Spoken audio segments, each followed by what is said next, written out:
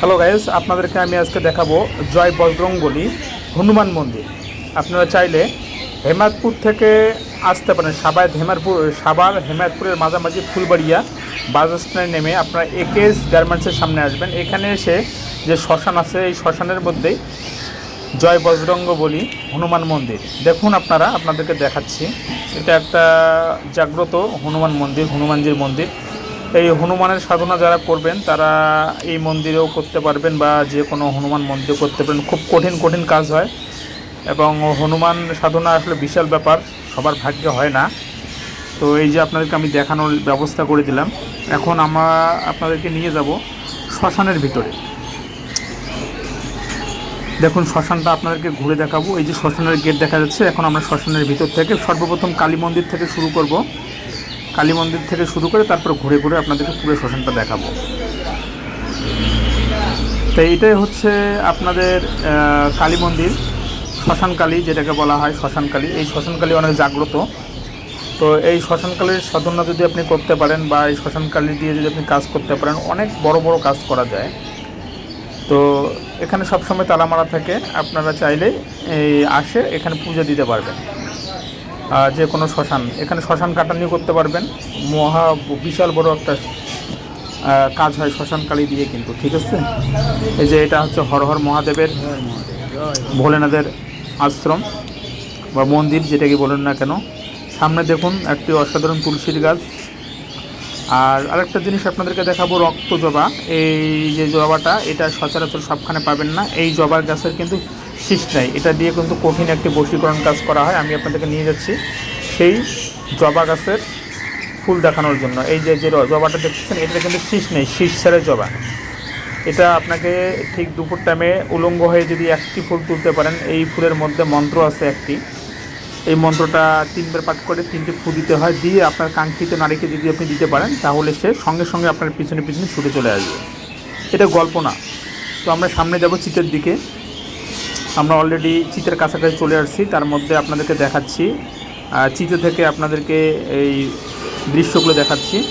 এখন আমি আপনাকে দেখাবো চিতা, যে চিতাটাতে লাশ দাহ করা হয়। এই চিতার মধ্যে বসে কিন্তু অনেক কাজ করা যায়। এখানে আপনি মন্ত্র সিদ্ধি করতে পারবেন। প্রচুর শক্তি লাগে, সাহস লাগে এবং ভক্তি লাগে।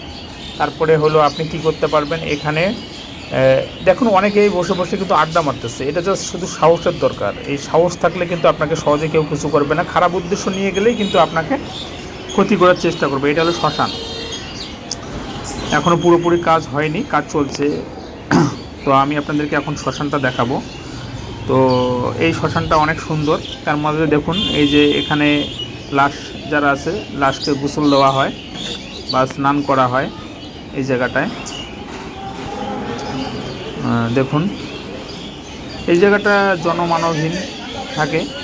যারা মনে করেন যে গাঞ্জা মাঞ্জা খায় সাধারণত, বা আড্ডা উড্ডা মারে, এই তারাই দেখবেন যে এইসব শ্মশান বা নির্জন স্থান বেছে নেয়।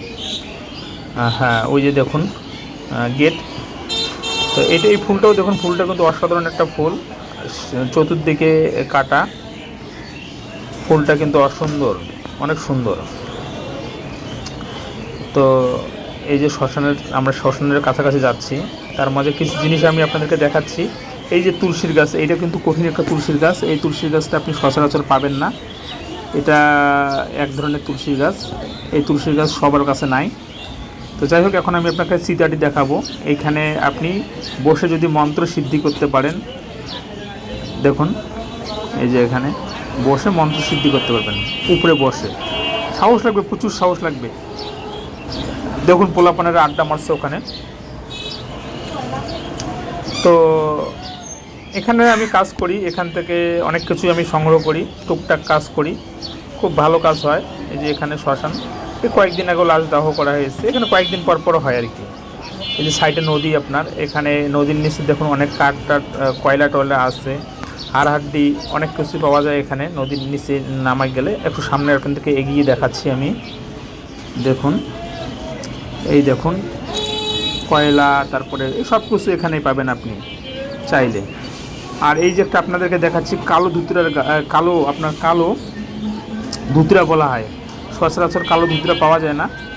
তো আমি আপনাদেরকে এখন কালো ধুতরার গাছ দেখাবো। তার মাঝে এই যে একটি গাছ দেখাচ্ছি, এটাও একটি রাবারের গাছ বলি আমরা।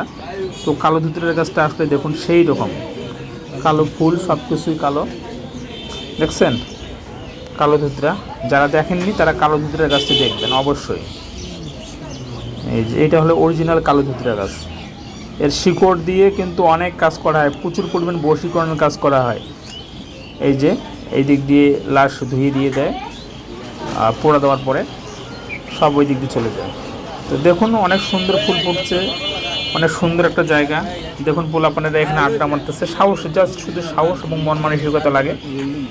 তো এই যে পাশে আরেকটি চিতা আমি আপনাদেরকে দেখাবো। এই যে যাদের হাড়ি মাড়ি লাগে, এই হাড়ি দিয়েও কিন্তু অনেক বড় বড় কাজ করা হয়। তো অনেকে জানে না, যারা জানে তারা তো জানেই, আর যারা জানে না তারা জানে না। এই যে দেখুন এখানে যা যা লাগে আপনারা নিতে পারবেন। তো চাইলে আপনি স্ক্রিনে দেওয়া যে নাম্বার আছে বা আপনার ইয়াতে না, এই যে আরেকটি চিতা, এটিতে খুব কম দাহ করা হয়। আগে এটাতে প্রচুর দাহ করা হতো, তো এটা ভেঙে গেছে, মানে হেলে গেছে, তো যার কারণে ওইটাই খুব কম দাহ করা হয়। এইটাই সব সময় আর কি দাহ করা হয়। তারপর আমি আপনাদেরকে ঘুরে দেখাচ্ছি। তো আপনারা চাইলেই আসতে পারবেন, আমি ঠিকানা বলে দিচ্ছি। সাভার হেমাদপুরের মাঝামাঝি ফুলবাড়িয়া থেকে একেএস গ্রুপের সামনে আসবেন। এখানে এসে যে কাউরে বললে হবে যে এখানে শ্মশান কোথায়, আপনাকে দেখাই দিবে যে এটা একটা মাছের আর কি আড়ত আছে, আড়তের পাশে এটা। তো এই বলে আজকের ভিডিও এখানে রাখছি। সবাই ভালো থাকবেন, দেখা হবে নতুন ভিডিওতে।